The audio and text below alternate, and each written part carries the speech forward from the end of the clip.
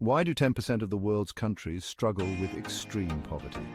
This is a question that has puzzled economists, sociologists, and policymakers for decades. The reasons are complex and multifaceted, often involving a mix of historical, political, and environmental factors. Let's uncover the reasons.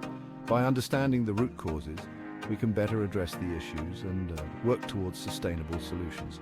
Let's start with Burundi. Did you know it's the poorest country in the world? This small landlocked nation in East Africa has been grappling with poverty for years. The lack of natural resources, political instability, and limited access to education and healthcare have all contributed to its dire situation. Most of the population earns less than $1 a day. This means that basic necessities like food, clean water, and shelter are often out of reach for many Burundians. Next up, South Sudan. It's been devastated by civil war, leading to widespread poverty. The conflict has displaced millions of people, destroyed infrastructure, and severely disrupted the economy. Now let's talk about Malawi. Despite its nickname, the warm heart of Africa, it faces severe economic struggles.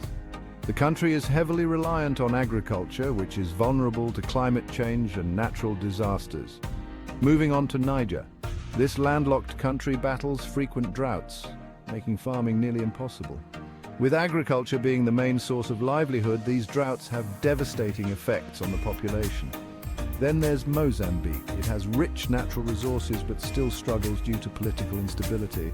Corruption and poor governance have hindered economic development, leaving many in poverty.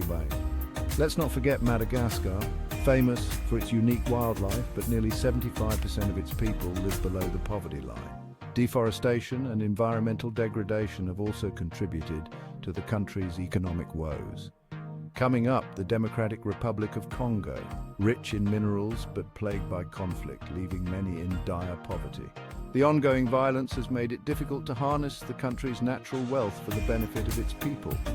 In Central African Republic, political turmoil and violence have led to one of the lowest GDPs in the world. The instability has scared away investors and disrupted economic activity. Let's look at Afghanistan. Decades of conflict have left its economy in ruins. The ongoing war has destroyed infrastructure, limited access to education, and created a cycle of poverty that is hard to break. And finally, Sierra Leone. Despite its diamond resources, it remains one of the poorest due to past civil wars and diseases. The country is still recovering from the Ebola outbreak, which further strained its already fragile economy. These countries face immense challenges, but with global support, there's hope for a brighter future. International aid, fair trade practices, and sustainable development initiatives can make a significant difference. Stay curious, stay informed. By raising awareness and taking action, we can contribute to a world where poverty is a thing of the past.